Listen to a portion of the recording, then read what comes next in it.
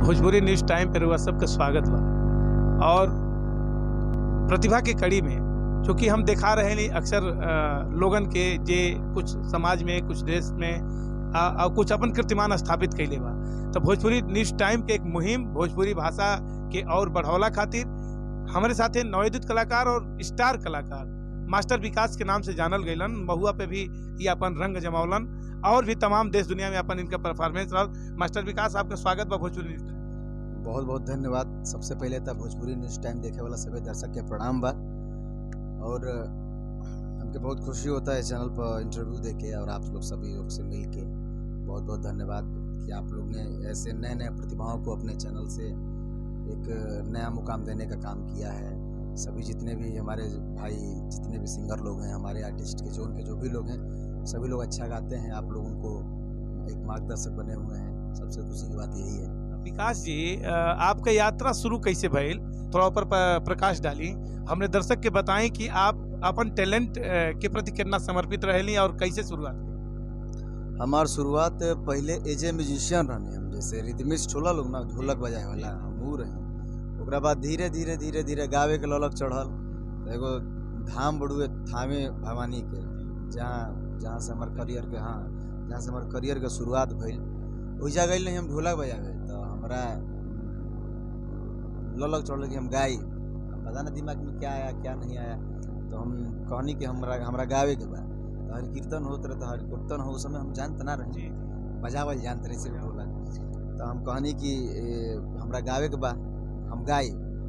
तो लोग कहल कि ठीक बा बाबू, एगो हर कीर्तन खत्म हो जाई तो तू एगो गाना गा लियो।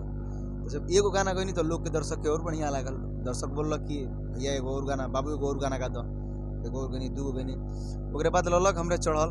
फिर गांव से सपोर्ट माता पिता का हरदम मिलता रहा। बहुत आगे बढ़ते धीरे धीरे धीरे धीरे चलता रहा, सबका सपोर्ट मिलता रहा।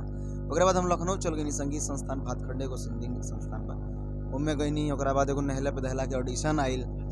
हमारे जीजा जी हैं मनीष कुमार प्रभाकर जी, उनके मार्गदर्शन से उस चैनल पे गए, ऑडिशन दिए। कई हजार लड़कों में से सेलेक्ट होने के बाद बॉम्बे गई, कंपटीशन लड़ी। कंपटीशन लड़ने के बाद अइला के बाद फिर यात्रा कार्यक्रम, बहुत कार्यक्रम कैनी। ओकरा बाद हम फिर अइनी गोरखपुर में। तो जब गोरखपुर में अइनी तो कुछ लोग ऐसा मिलल कि हमारा साथे मने हमारा से कमाए के सोचल लोग। अच्छा। लेकिन वो सब चीज़ से निकल के बाद में एक हमारे गार्जियन हैं, बड़े भैया हैं, मतलब क्या उनको कहा जाए, एक गांव पे हमारे बाप है, वो बात है, बड़े भाई जैसे। उनका नाम है भूपेश चौबे जी, जिन्होंने मुझे, मतलब मैं एक ऐसी दिशा में जा रहा था कि वहाँ से निकलना किसी के लिए बहुत एक लड़ने के समान है। मतलब डूबती नाव के तिनका। हाँ, वहाँ उस जगह पे मैं पहुँच चुका था। वहाँ से निकलना बहुत नामुमकिन था, लेकिन उन भैया ने मुझे वहाँ से निकाला, संवारा।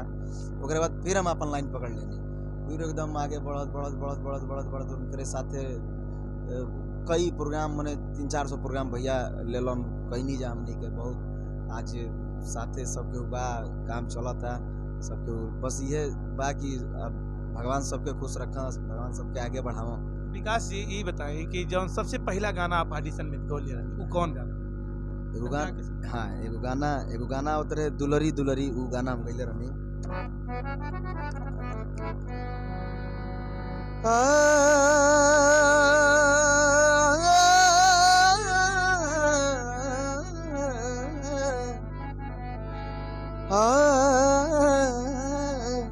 देरे ना मरना की दुलरी,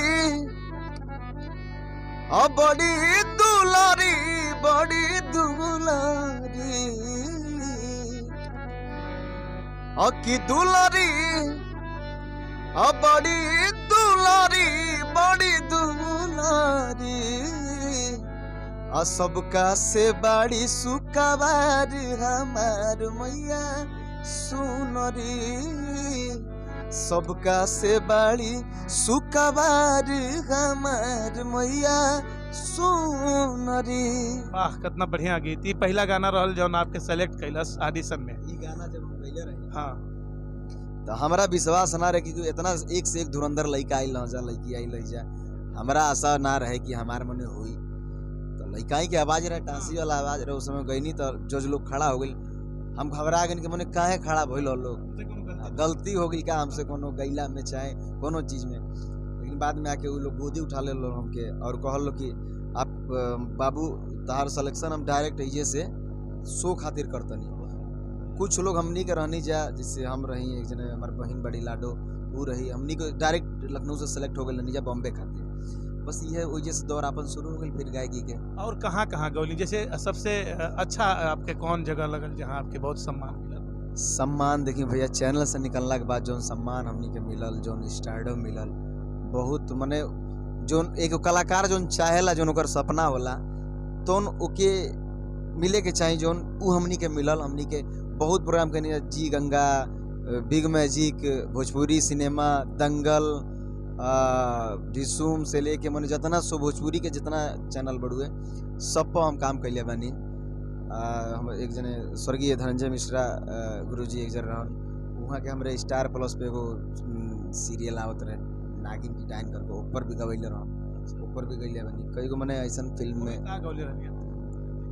गाना हमारा याद नहीं किया, वो एक अंतरा एक मुखड़ा के गाना रहे, लेकिन याद नहीं किया कोनो ऐसा गाना जो हमारे दर्शक के सुना दे बहुत अच्छा। एगो हमार मने हम तो अपना उस्ताद पवन सिंह जी के बड़े भाई हमारे जो सपोर्ट में रहते हैं अक्सर, गोरखपुर में बड़े भाई भूपेश भैया, मुन्ना भैया हैं, बॉम्बे और पूरे इंडस्ट्री में एक पावर स्टार वही है। पवन का आपके सर, मतलब आपके सर पे हाथ बाप बराबर वो आशीर्वाद उनका बना रहता है हमारे ऊपर। और सुनाएगी मैं उन्हीं का एक गाना गाता हूँ।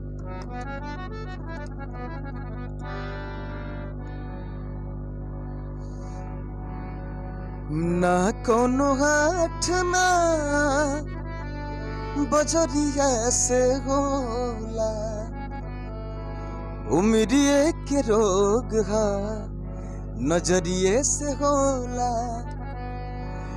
हर देखी देखी हम के अब तक हंसता जमाना, कि पागल समान हो दे भइनी दीवाना।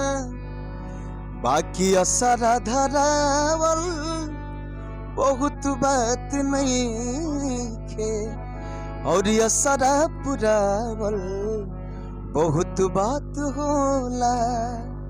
विकास जी, भोजपुरी के स्तर पे आज आपके का विचार बा? जो भोजपुरी का स्तर इस समय वर्तमान में बा, कुछ कलाकार भोजपुरी के स्तर के गिरावत आना, ओ पे आपके का विचार? भोजपुरी के स्तर भैया का कहे के मने हमारी भोजपुरी की हमारी भोजपुरी